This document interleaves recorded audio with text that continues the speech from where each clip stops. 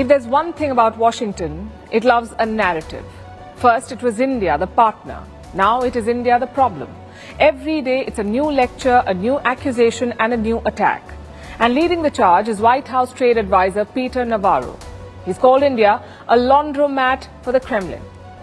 And while the US is busy pointing fingers, there's another country that is standing up for India. Believe it or not, it is China. Beijing says it stands firmly by India against the US bullying. In Ukraine, the flurry of diplomacy has died down. Trump seems to have given up the peace efforts. He's now egging on Kiev. Who is the biggest loser in the Europe-US trade deal? Why is the US reviewing 55 million visas worldwide? What is the new Supreme Court ruling on stray dogs in India? Why did Sri Lanka arrest former President Ranil Wickremesinghe? And a look at Russia's messenger app, Max, that is now mandatory on all smartphones in the country. All this and more lined up for you. The headlines first.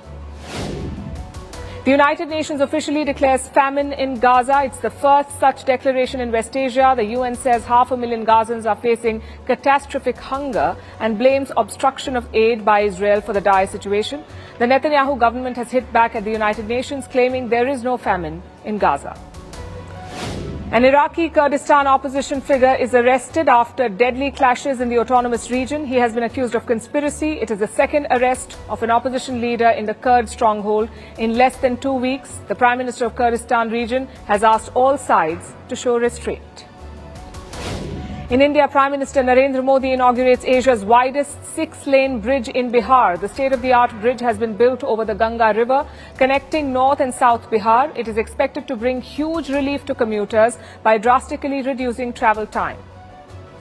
The Asia Development Bank approves $410 million for Pakistan, a $410 million package for Pakistan for the Reko Dik copper and gold mine.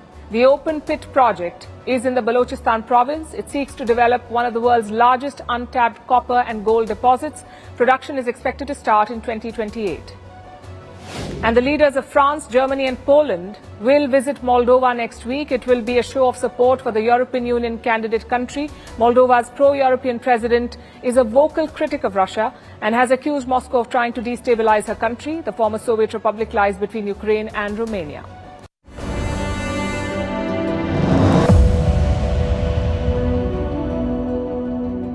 If it happens once, it's a mistake. If it happens every day, it's a policy. I'm talking about America's approach to India. The old policy was outreach. The new one is attack. Relentless, escalating, daily attacks. President Donald Trump started the whole thing. He put tariffs on India for buying Russian oil. And now his minions have taken over.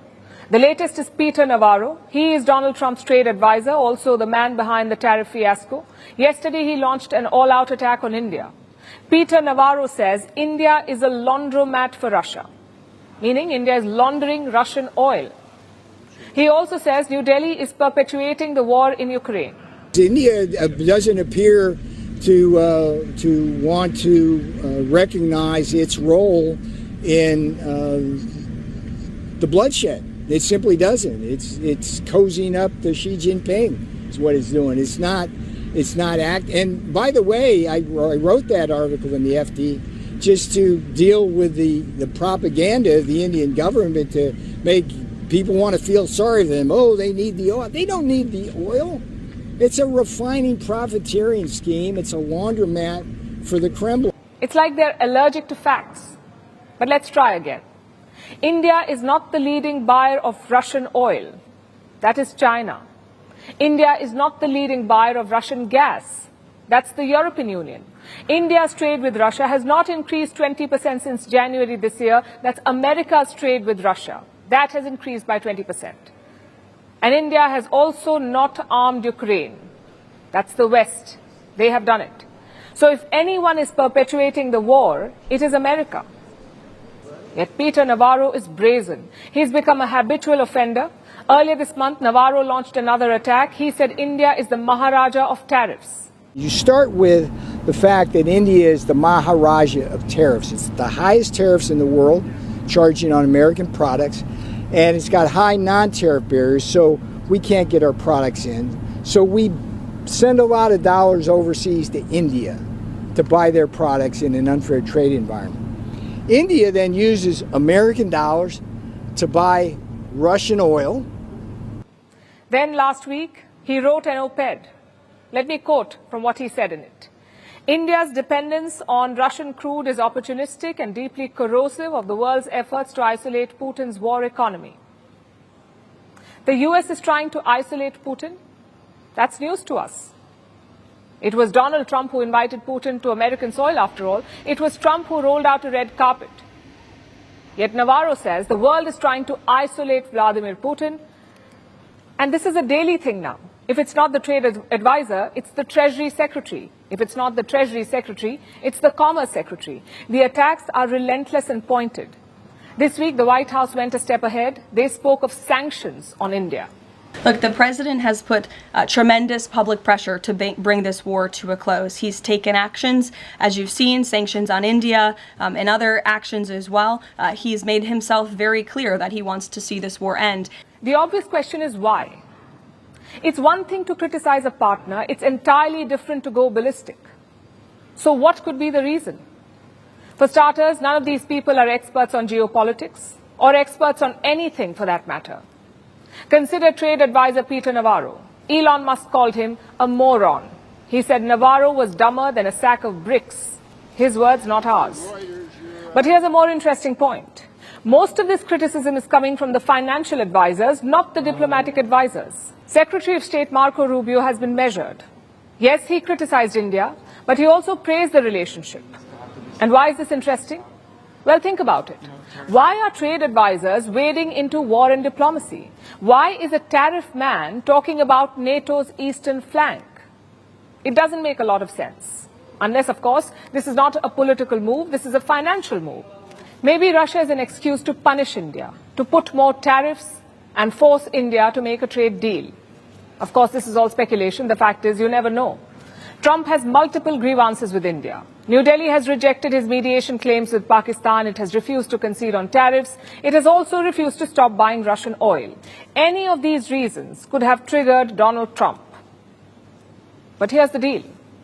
Reasons do not matter. What matters is the policy. Yesterday, Foreign Minister Jaishankar was asked about this. He was asked specifically about Peter Navarro's comments. Listen to his response. We are not the biggest purchasers of Russian oil. That is China. We are not the biggest purchasers of Russian LNG.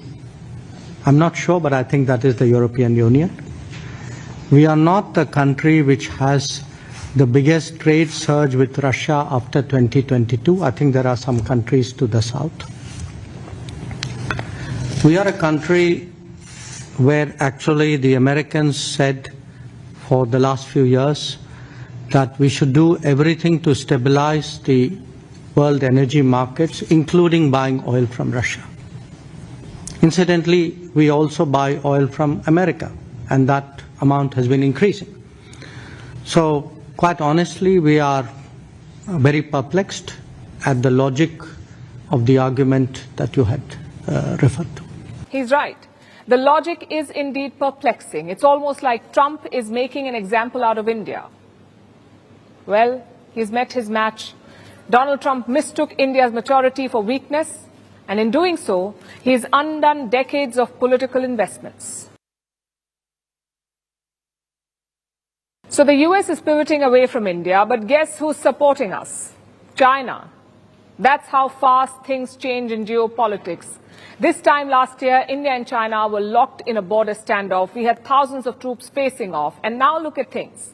The Chinese ambassador is expressing solidarity with India. He says Beijing stands firmly with New Delhi.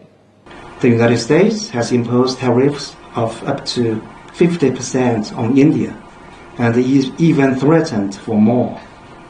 China firmly opposes it. In the face of such acts, silence or compromise only emboldens the bully. China will firmly stand with India to uphold the multilateral trading system with the World Trade Organization at its core. He's urging India to stand up to Trump. But in politics, words are cheap. Is China willing to act on its promises? The ambassador hinted at it yesterday. He said China would welcome Indian exports, like IT and medicines.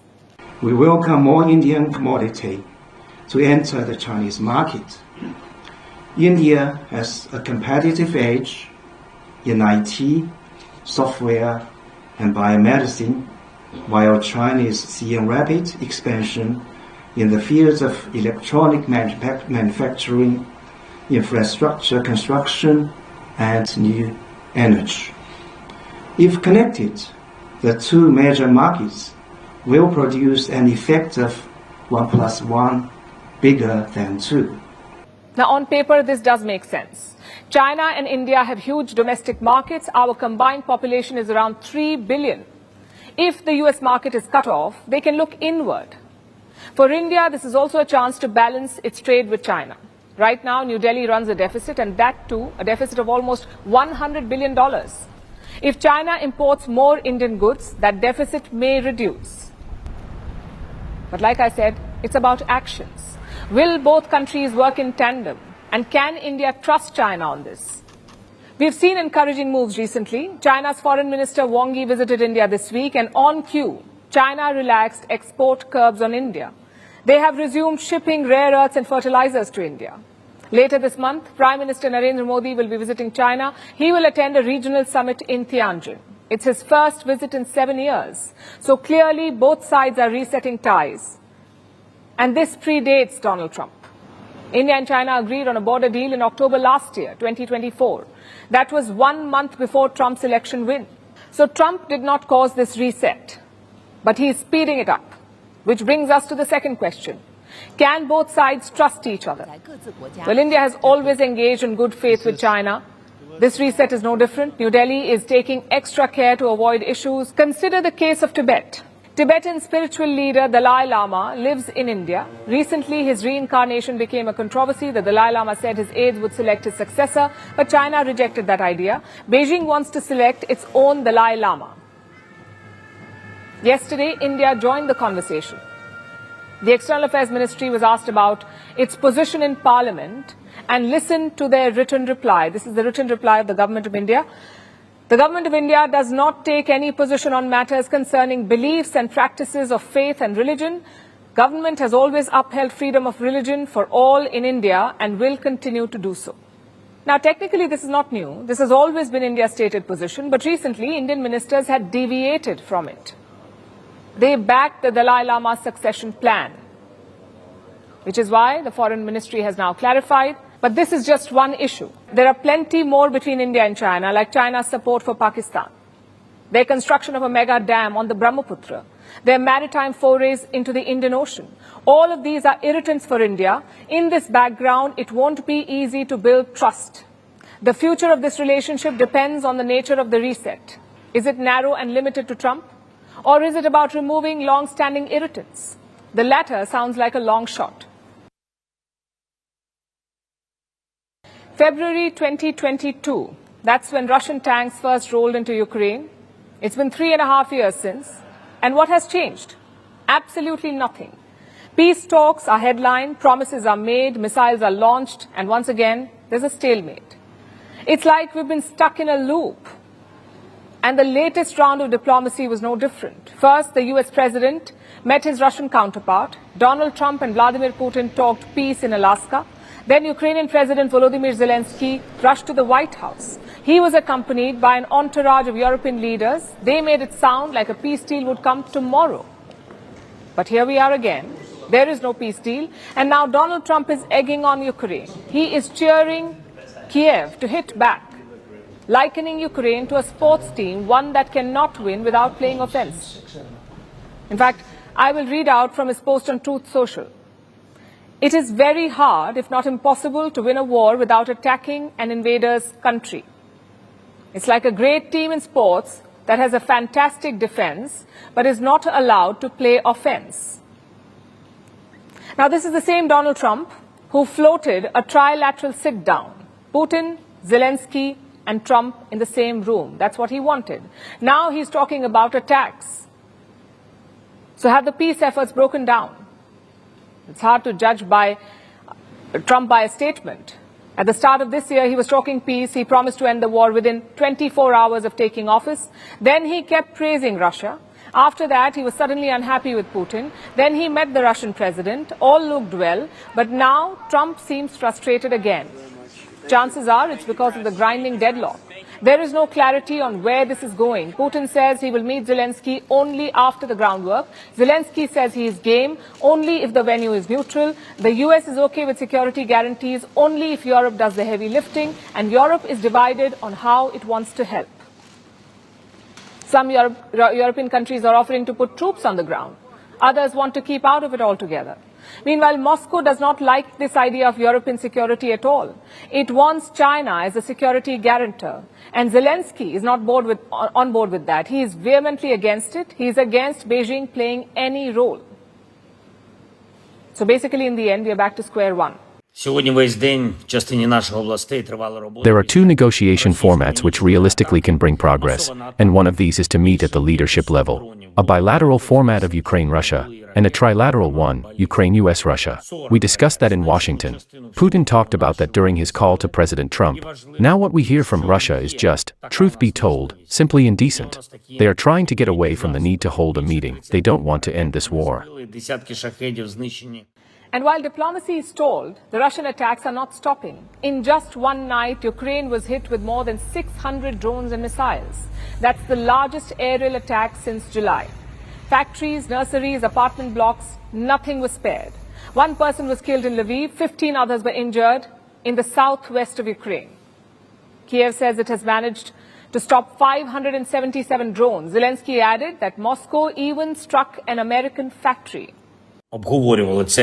In Mukachevo, the Russians burned a factory, an American factory by the way, a manufacturer of electrical appliances. And those were household appliances, nothing military. The Russians knew perfectly well where they were aiming. It was a missile strike. Meanwhile, Kiev also hit back, targeting a Russian oil pipeline facility. This has halted Russian oil supplies to Hungary and Slovakia.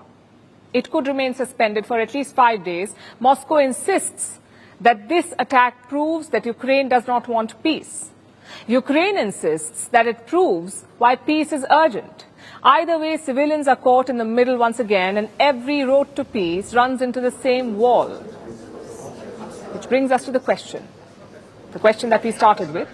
Has anything really changed? The uncomfortable answer is no. Not much has changed. Russia keeps bombing, Ukraine keeps resisting, Trump keeps posting, and Europe keeps debating guarantees.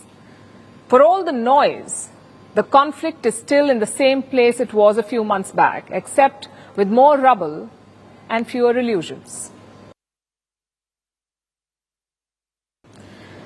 Big, bold, and loud. That's how Donald Trump likes his deals, and this one has been marketed as the biggest trade pact in history. I'm talking about the EU-US trade deal. The headlines say that it's a triumph for Washington. But the whispers in Brussels suggest something else. They say Europe has blinked. The details are now trickling in.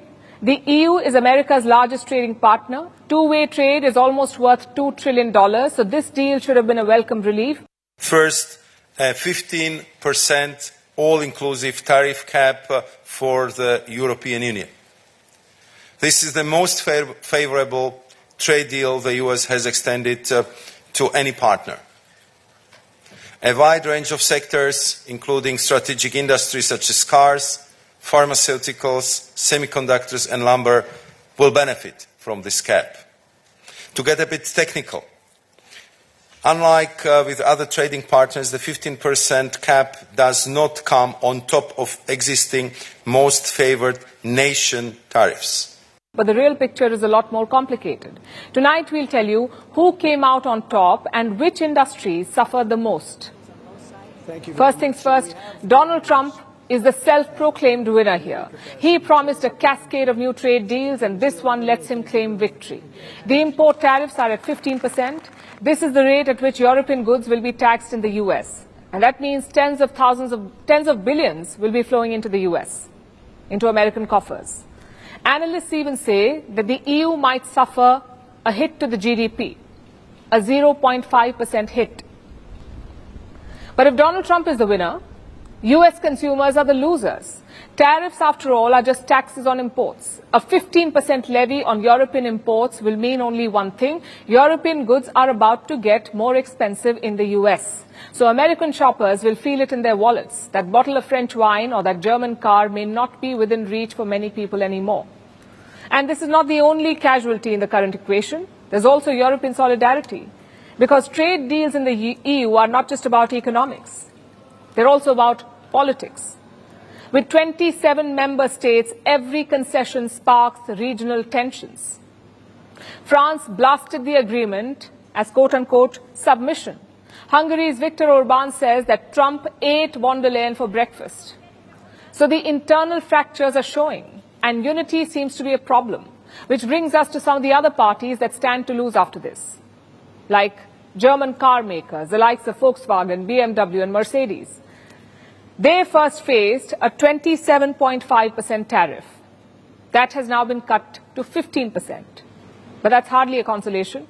German giants still face billions in new costs. This is an industry already squeezed by electrification and competition from China, and now the American tariffs are yet another setback. So Berlin is celebrating cautiously, but the champagne stayed corked.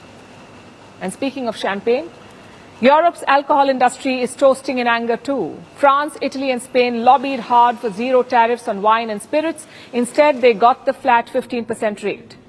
But it's still better than what it was earlier. Trump once threatened tariffs as high as 200%. Yeah, the tariffs on the wine, spirits and beer was one of very important offensive interests of the European Union. Unfortunately, here we didn't succeed to get this sector and this category among the sectors which would continue to be on the MFN level. I just would like to add one very important word, and this is yet. Because our US colleagues, they know that this is our offensive interest. That's something which is very important for us. So in Brussels, they're calling it a partial success.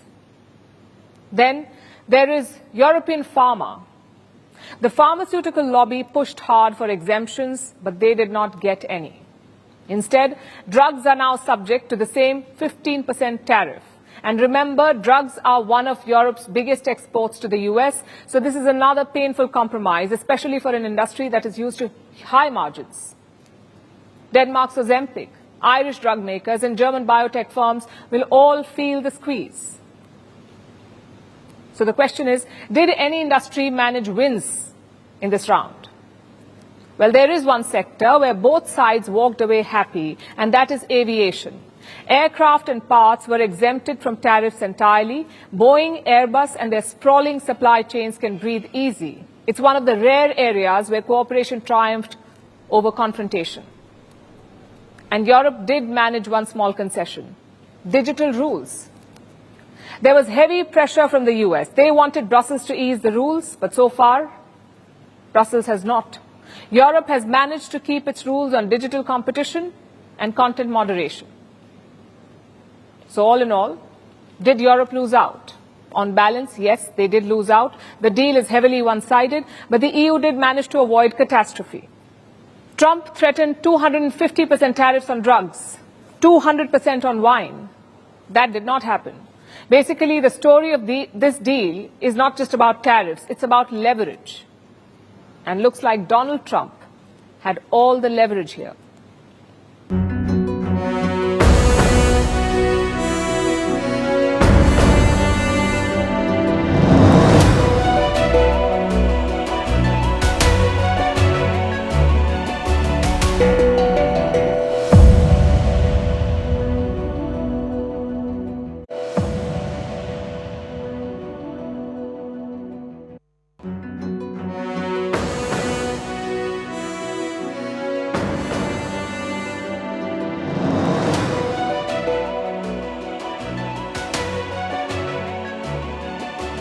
In another world. This is News 18 Network.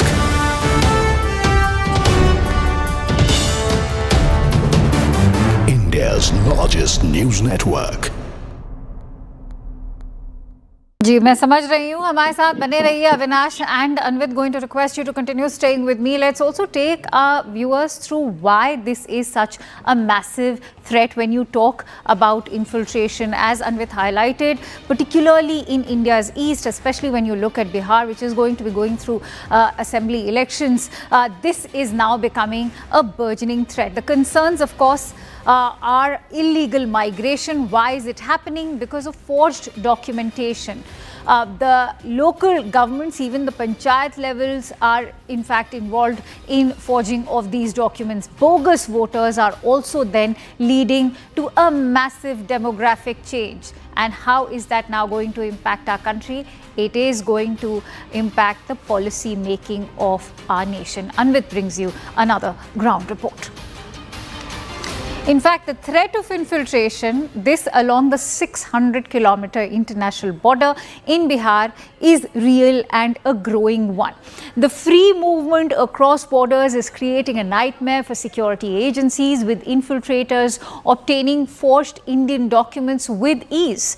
That's subsequently paving way for their participation in elections, which can then have detrimental effect on not just the polity, but also the policy of the nation. While there has been many claims and counterclaims around the Bihar draft roll, which saw omission of 65 lakh names by the Election Commission, a reality check from the ground now reveals that this Herculean effort is a need of the hour.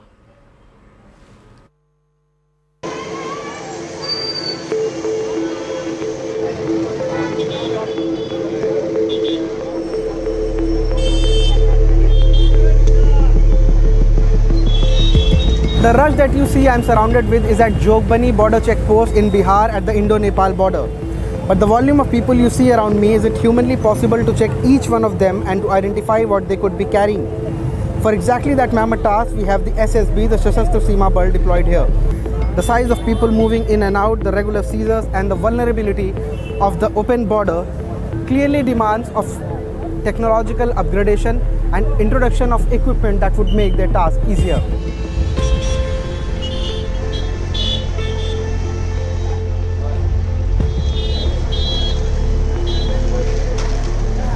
As many people will pass from this border with commodities, they are all checked and their identities are checked. No one can pass through this border, even despite the heavy volume of people moving, without confirming their identity. We'll try and talk to one of the officers and find out what are the procedures and what are the challenges here at this area. Sir, यहाँ पे आप लोग का checking वगैरह रहता है regular round the clock. क्या challenges रहते हैं और क्या आप लोगों का मैंडेट है यहाँ पे? मैंडेट यही है कि नेशनल सिक्योरिटी के में कोई भी ऐसी चीज़ ना चली जाए जो नेशनल के लिए हैम्पर करे, और हमारी ये है कि आप चेक करके ही सारी चीज़ें जाएँ.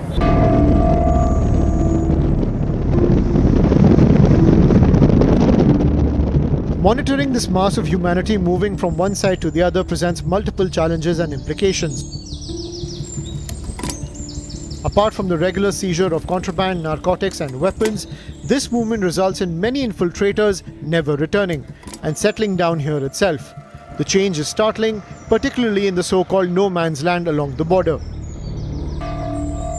सर, इधर जनसंख्या में भी काफ़ी बदलाव आए हैं बॉर्डर पे, जैसे काफ़ी लोग आके रह रहे हैं बाहर से, तो जनसंख्या में भी काफ़ी बदलाव. ये तो है, जनसंख्या बढ़ा है. इसी वार्ड में जो था ना, मतलब वो देखते हैं करीब 5 साल के दरमियान में कम से कम 300-400 वोटर बढ़ गया है. हाँ, ये सब कोई देखने वाला नहीं है. और नेता सब जो क्या वोट लिया, बात खत्म हो गया. पहले 5 साल पहले लगभग 1000 वोट कम था, अब 1000 वोट ज़्यादा बढ़ गया. फर्क क्यों नहीं पड़ेगा? फर्क पड़ रहा है अभी. और सब ये बाहरी सब वोटर सब है. नेपाल का आदमी को इंडिया का नागरिकता बना लिया है. इंडिया का आदमी नेपाल का नागरिकता बना लिया, तो उसमें तो वोट ज़्यादा बढ़वे करेगा.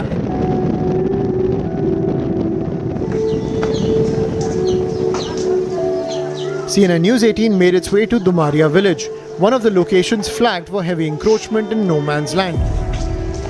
Sources reveal that residents in these settlements not only shelter infiltrators in exchange for money,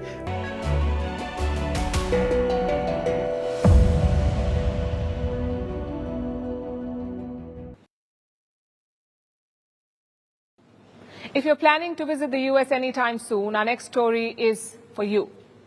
because Donald Trump's immigration crackdown just went into overdrive. The Trump administration has made an announcement. It is reviewing more than 55 million visa holders. That's everyone who holds a visa, 55 million. It could be to enter, to work, or to live in the U.S., any kind of visa. U.S. officials are reviewing their records. And you can guess why. They're looking for potential violations.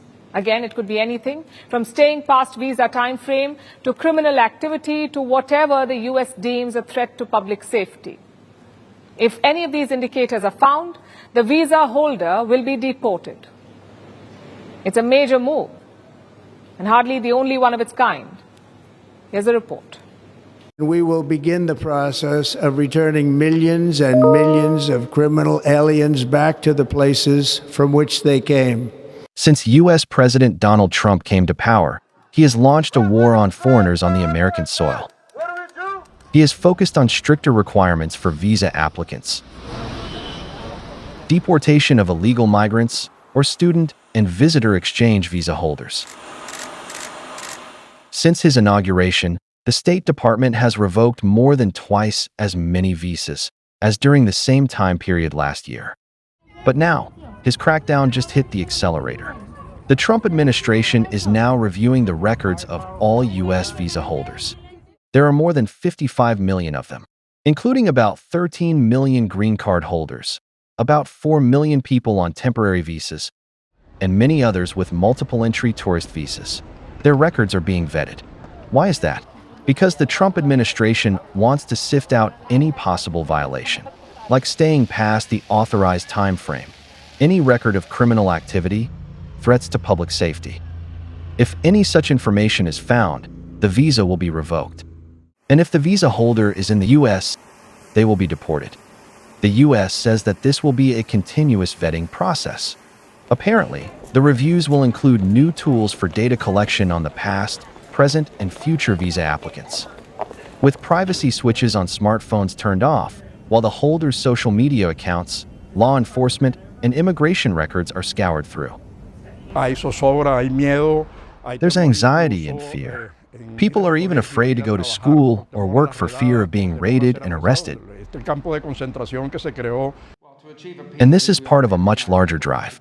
Secretary of State Marco Rubio has said that the U.S. will also stop issuing worker visas for commercial truck drivers. This comes after last week's incident, when an Indian-origin truck driver was charged with killing 3 people on a highway in Florida while making an illegal U-turn. Previously, the administration also enforced stricter English proficiency requirements on truck drivers.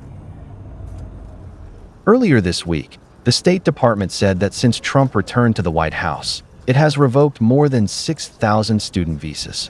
This is mainly for overstays and violations of the law, from assault to driving under the influence of alcohol or drugs. While these moves have sent shockwaves through the country, the Trump administration is not stopping here. On the ground, ICE, or the Immigration and Customs Enforcement, is boosting operations. It is adding a new wave of agents. I'm very happy to the fact that we are having so many applicants and they're not being deterred by what they kind of see going on out there. Kind of see a lot of the great arrests that we've been doing lately. I think people want to make a difference. But many of these additions will be civilians. The Pentagon is recruiting civilian employees to join a so-called volunteer force to aid ICE deportations. Selected employees will join the campaign. They will offer support to the operations, with duties like data entry, planning support, processing, and logistical support. People will not get to choose where they are deployed. Critics fear that this could spur a wave of deportation vigilantes. But Trump remains undeterred. He has set his eyes on one goal: securing the borders. The chaos that comes with it is simply collateral damage.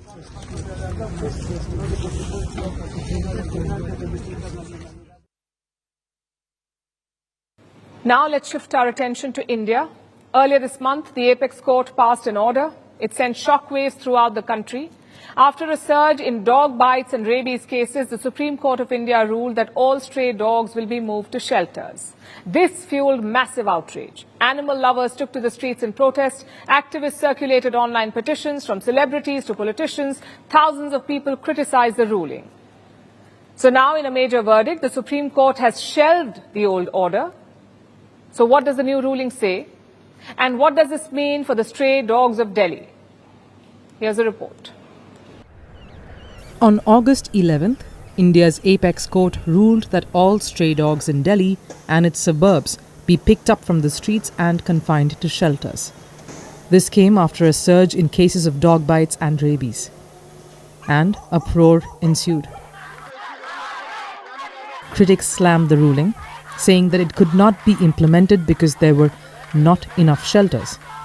Animal lovers took to the streets. From politicians to celebrities, people from all walks of life protested the order. Animal rights groups circulated petitions urging the court to revoke its decision. Matters quickly got worse. The Delhi Chief Minister was attacked during a public hearing, allegedly over ignoring appeals against removing stray dogs. But now the Supreme Court has passed a major verdict. It has shelved the previous order and modified it. The apex court has directed that stray dogs will still be collected from Delhi and the National Capital Region, but then after sterilization, deworming and vaccination, they will be released in the same area. Critics of the previous decision are applauding the new move. But it is not that simple. For starters, stray dogs with rabies or those displaying aggressive behavior will be exempt from this order. They will not be released back onto the streets. Secondly, the scope of the decision has expanded. The Supreme Court wants a nationwide policy around the matter, though the final decision has not been reached just yet. Thirdly, feeding stray dogs will now be strictly regulated. People are no longer allowed to do it on the streets. Feeding areas will be created by the authorities, and stray dogs can only be fed in these designated areas. If people don't comply and are found guilty, there will be legal repercussions. Additionally, animal welfare groups have been warned against interfering with the order. The court also directed municipal authorities to create a dedicated helpline number. This could streamline the reporting of incidents related to stray dogs, after which appropriate measures can be taken against the concerned individuals or NGOs. Many animal rights activists are praising the fresh order. But experts fear that while the regulations make sense, implementing them on the ground will not be an easy task. After all, Delhi alone has a stray dog population of about 1 million. And it is seeing a rise. But so are rabies cases. India accounts for 36% of the total rabies-related deaths in the world. The new order allows for more humane solutions, like vaccinations or neutering, to counter these problems. And while no solution is perfect, this seems to be the one in the right direction.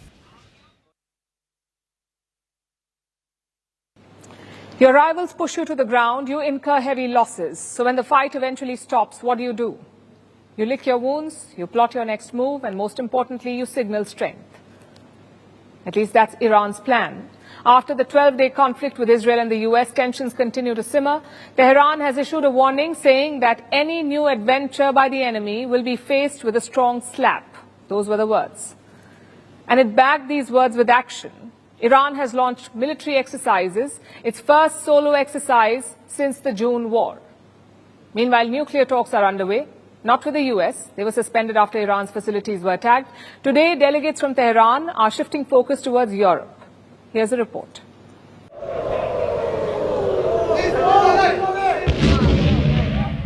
The 12-day war, when Israel and the US attacked Iran, pounded its key nuclear facilities, killed top military commanders and nuclear scientists, largely destroyed its air defenses, and much of its stockpile of ballistic weapons. But despite the heavy war losses, Tehran refuses to back down. Their defense ministry has said that any new adventure by the enemy will be faced with a strong slap. And now, the Islamic Republic is actively working on its posturing. As tensions continue to simmer, Iran is holding military drills.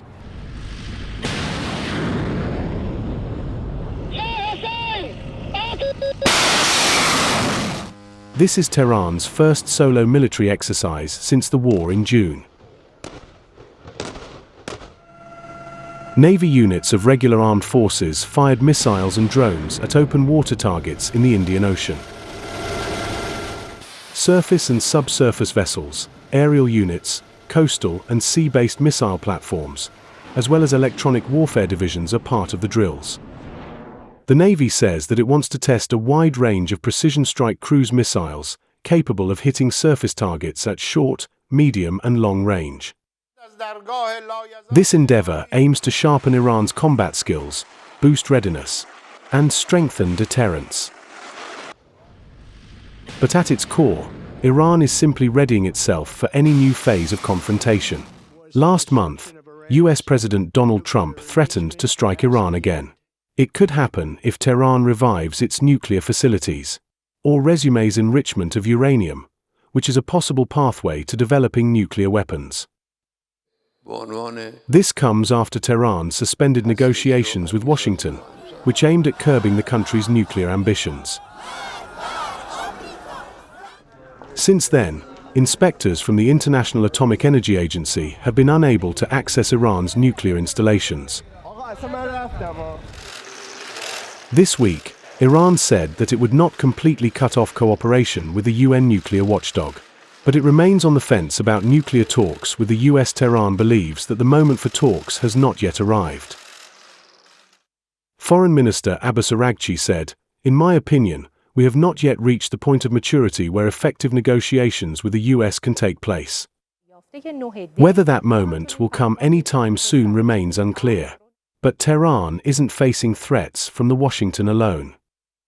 Recently, 3 European powers, France, the UK, and Germany, also threatened pushback. They warned of activating United Nations sanctions on Iran under a snapback mechanism, if Iran does not return to the negotiation table. So today, Tehran agreed to the talks. Its diplomats will meet counterparts from the 3 European countries next week to discuss its nuclear program. Meanwhile, an Iranian delegation is traveling to Vienna to meet with officials from the International Atomic Energy Agency. So pressure is mounting. While Iran has opened itself up to talks with European powers after being pushed to the wall, it wants to reassert an image of strength. It wants to warn rivals and signal preparation. But wars are not won with mere signaling. Question is whether Tehran is prepared in case of a renewed escalation. As it drags its feet towards the negotiation table, Iran can only hope that things don't come to that.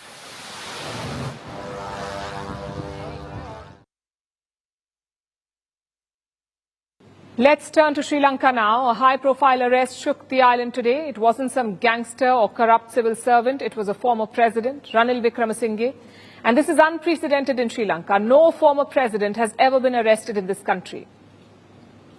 But that streak ended today. Wickremesinghe was interrogated by investigators in the morning. Later in the day, he was arrested in Colombo. The former president did not spend the day in custody, though, because hours later, he was granted bail.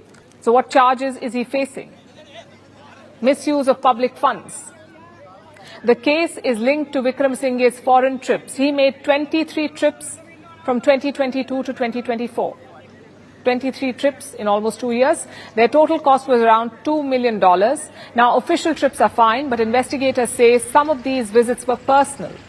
Today's arrest is linked to one such visit in 2023.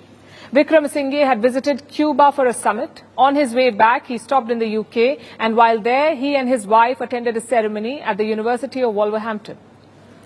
The university conferred his wife with a professorship. So far, so good.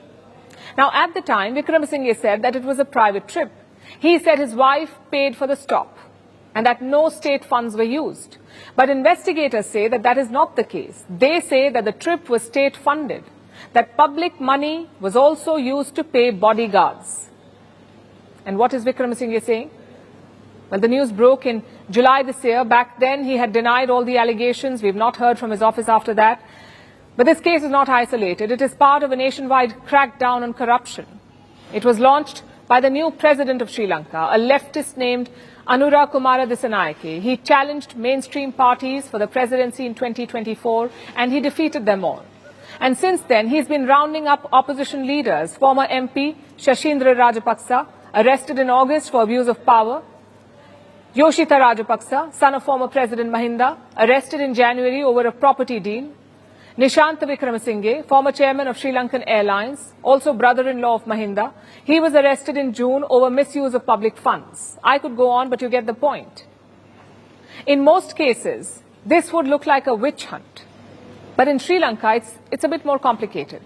The Rajapaksas dominated Sri Lankan politics for years. Their last ruler was Gotabaya Rajapaksa. He was elected in 2019. But 3 years later, he was forced to flee the country. Gotabaya's policies led to financial ruin. So in the summer of 2022, Sri Lankans hit the streets. They overran cities and government buildings. And that's when Gotabaya had to resign. It is no secret that the family was corrupt. So it's entirely possible that these cases are legitimate. Plus, corruption is a big issue in Sri Lanka. The country ranks 121st out of 180. So tackling corruption is a priority. But coming back to Wickramasinghe, what does this arrest mean for him? Well, he is a political survivor. Ranil Wickramasinghe was first elected to parliament in 1977. He is a 6-time prime minister. He unsuccessfully ran for president twice, but in 2022, he found himself in the president's chair. When Gotabaya fled, someone had to stabilize the country, and that job fell to Ranil Wickramasinghe. And credit to him, because he did it well. Wickramasinghe secured an IMF bailout for Sri Lanka. He also brought order to the streets, but in 2024, he lost the election. Now, just to be clear, Wickramasinghe has not been convicted yet. This is still an ongoing case. But if he is found guilty, it could be a major setback. Ranil Wickramasinghe had a clean image in the 1990s. He rooted out corruption in his own party. More recently, his legacy was linked to the revival of Sri Lanka, to leading Sri Lanka through a tough time. A conviction may shatter that legacy. We'll be tracking his case closely. There's a new app in town. It's called Max. And starting September 1st, every phone and tablet sold in Russia will come with it pre-installed, whether you like it or not.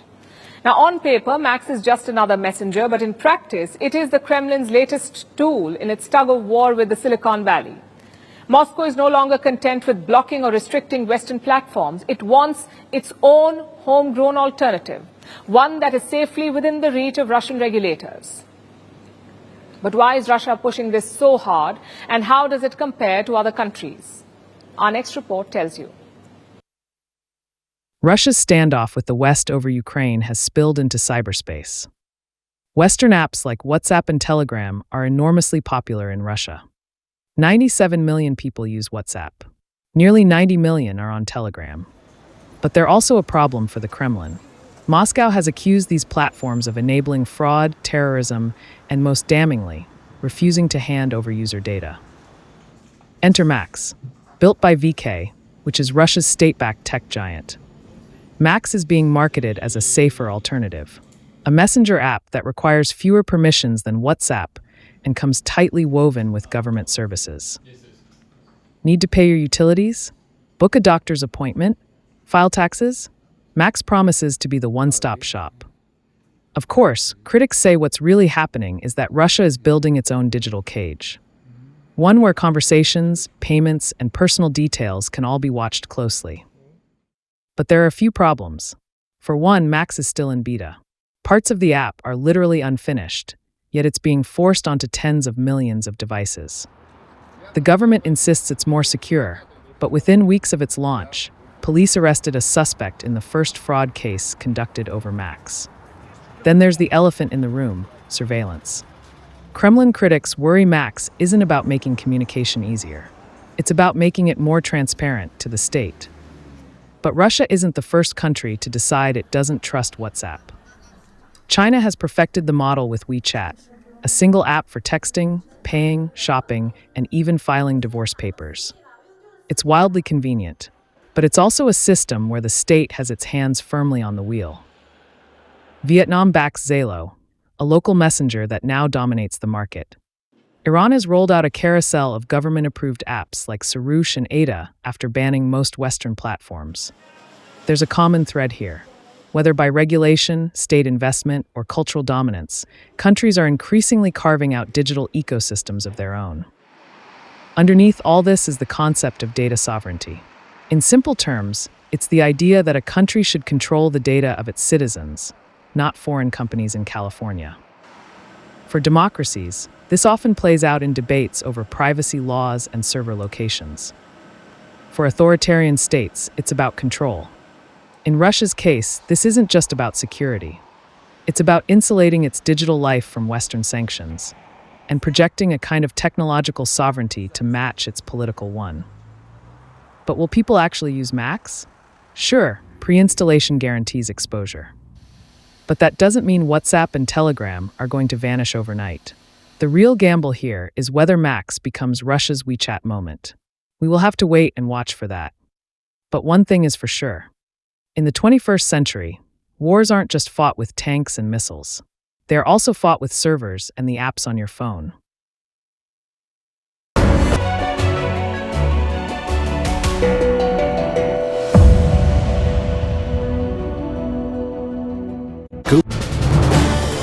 This is News 18 Network.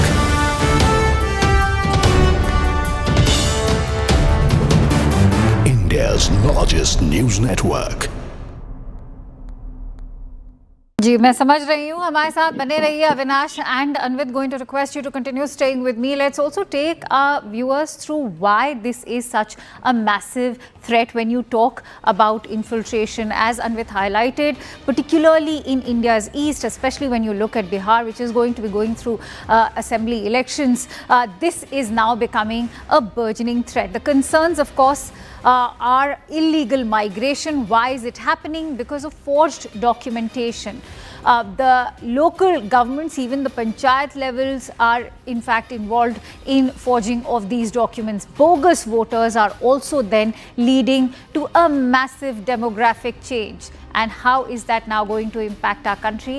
It is going to impact the policy making of our nation. Anvit brings you another ground report. In fact, the threat of infiltration, this along the 600-kilometer international border in Bihar, is real and a growing one.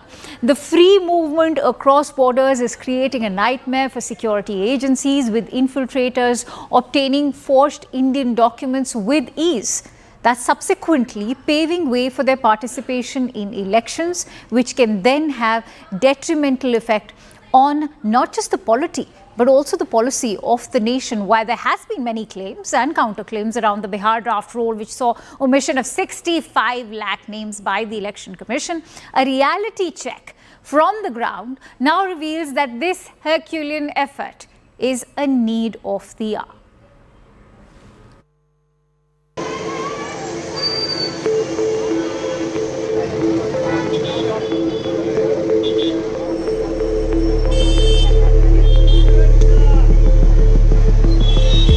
The rush that you see I'm surrounded with is at Jogbani border check post in Bihar at the Indo-Nepal border.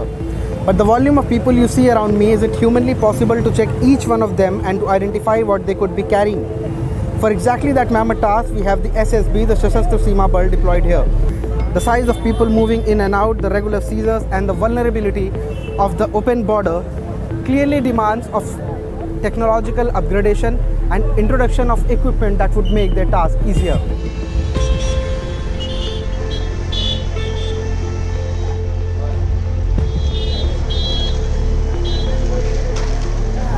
As many people will pass from this border with commodities, they are all checked and their identities are checked. No one can pass through this border, even despite the heavy volume of people moving, without confirming their identity. We'll try and talk to one of the officers and find out what are the procedures and what are the challenges here at this area. Sir, यहाँ पे आप लोग का checking वगैरह रहता है regular round the clock. क्या challenges रहते हैं और क्या आप लोगों का मैंडेट है यहाँ पे? मैंडेट यही है कि नेशनल सिक्योरिटी के में कोई भी ऐसी चीज़ ना चली जाए जो नेशनल के लिए हैम्पर करे. और हमारी ये है कि आप चेक करके ही सारी चीज़ें जाएँ.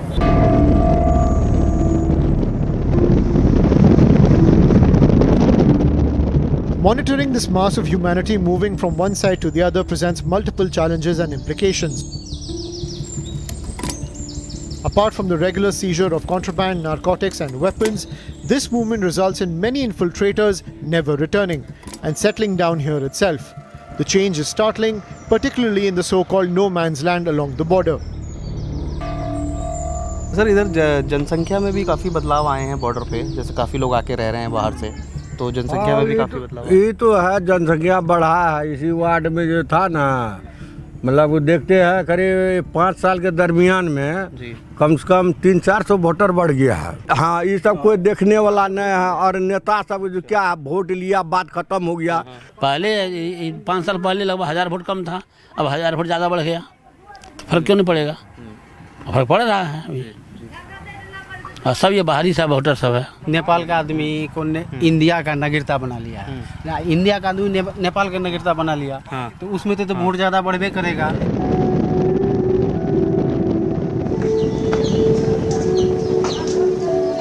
CNN News 18 made its way to Dumaria village, one of the locations flagged for heavy encroachment in no man's land. Sources reveal that residents in these settlements not only shelter infiltrators in exchange for money, but in some cases even marry off their daughters to foreign nationals, effectively granting them lifelong legitimacy and protection. The sights seen on the ground are clearly reflected in the surge witnessed.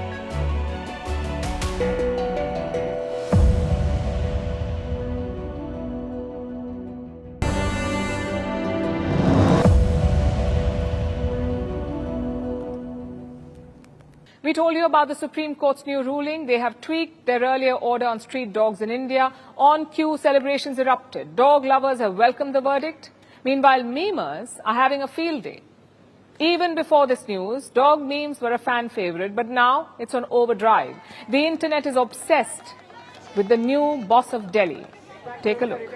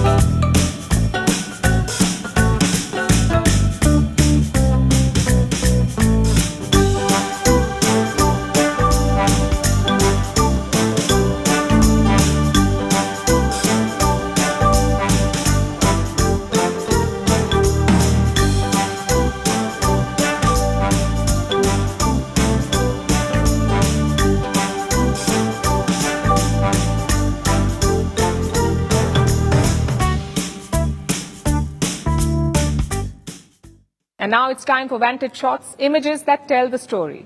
North Korea's Kim Jong-un pays emotional tribute to soldiers killed in Russia.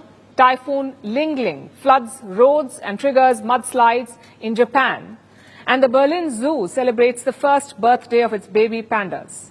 Finally, taking you back in history, on this day in 1910, Japan annexed Korea. This was after years of intimidation and war. To establish its control, Japan tried to destroy Korean culture. It also forced thousands of Korean women to become sex slaves. Korea remained under Japanese control until 1945. We are leaving you on that note. Thank you for watching. Have a great weekend.